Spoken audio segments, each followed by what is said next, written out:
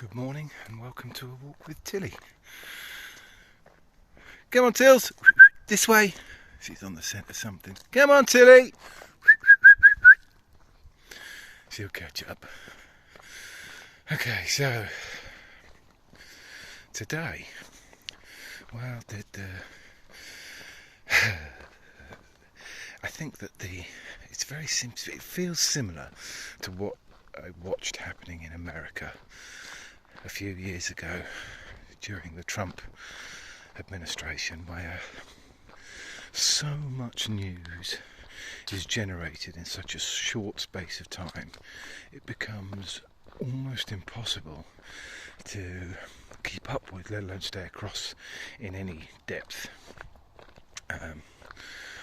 Whether this is by design or just a coincidental side effect of the way these individuals like to try and govern, I'm not sure, but it's certainly a very intense experience. So, what things caught my eye over the last day or two? Well, obviously the U-turn on the 45p tax rate, which I think is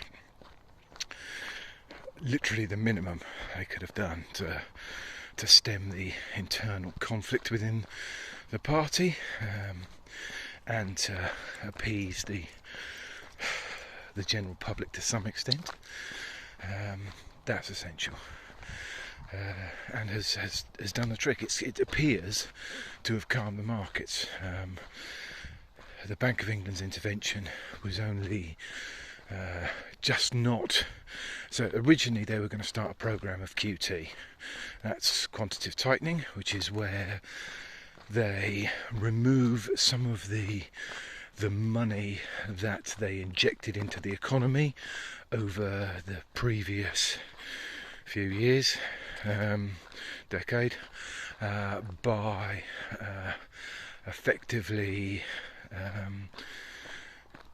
issuing bonds, in other words, and then taking cash out of the economy. Now they cancelled that programme, and then said that they would start a programme of effectively spending or printing, depending on how you like to look at it, more money to buy government bonds in the market to prop up the price, to save pensions, etc. And it turns out they haven't had to expend the amount of money that they initially put aside for that. In fact, nowhere near it. A few billion seems to have done the trick. So in the short term at least, this would seem encouraging. I guess the stage 2 of this is going to occur beginning of next month, and the latter part of next month, when the Bank of England meet to discuss rates going forward, and the OBR actually publish the analysis that they've done. Now, I don't know if that'll be to date or just to this date, but evidently the latter part of November they will actually publish that. So those are two very important upcoming dates to test the stability of the decisions that are being made.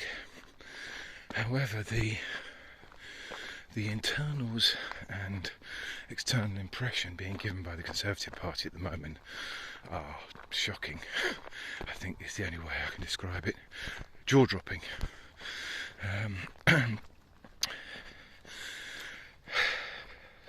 You, as a British citizen, I guess there's an element of me that always likes to think that things are done by design and with an eye on what the future entails in respect to decision making and stability within the country. The politics of it aside, if you can do things that are good for the majority of the country, then I guess that's the minimum you can hope for.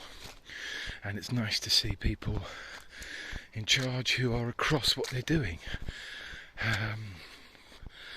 But that doesn't feel like that. I can't believe that this is being done by design, that the Prime Minister is going out one day, saying one thing, to the point of looking so uncomfortable and making decisions that are incredibly tough for what I can only assume is a belief that they are the right in the long term, to then the next day reversing that decision and saying it's because the will of the people have decided that that's what they think and they're listening, and then finding out that her MPs have said that they're not going to vote for it, which means she couldn't get the legislation through Parliament anyway. It's just ludicrous. As an observer, I think we just have to wait and see how the week unfolds. She has to do a keynote address. I think it might be today. It'll be interesting to see how the party receive that, I think. But anyway, those are my ponderances on the subject. Feel free to interject with any you may have in the comment section. Have a great day.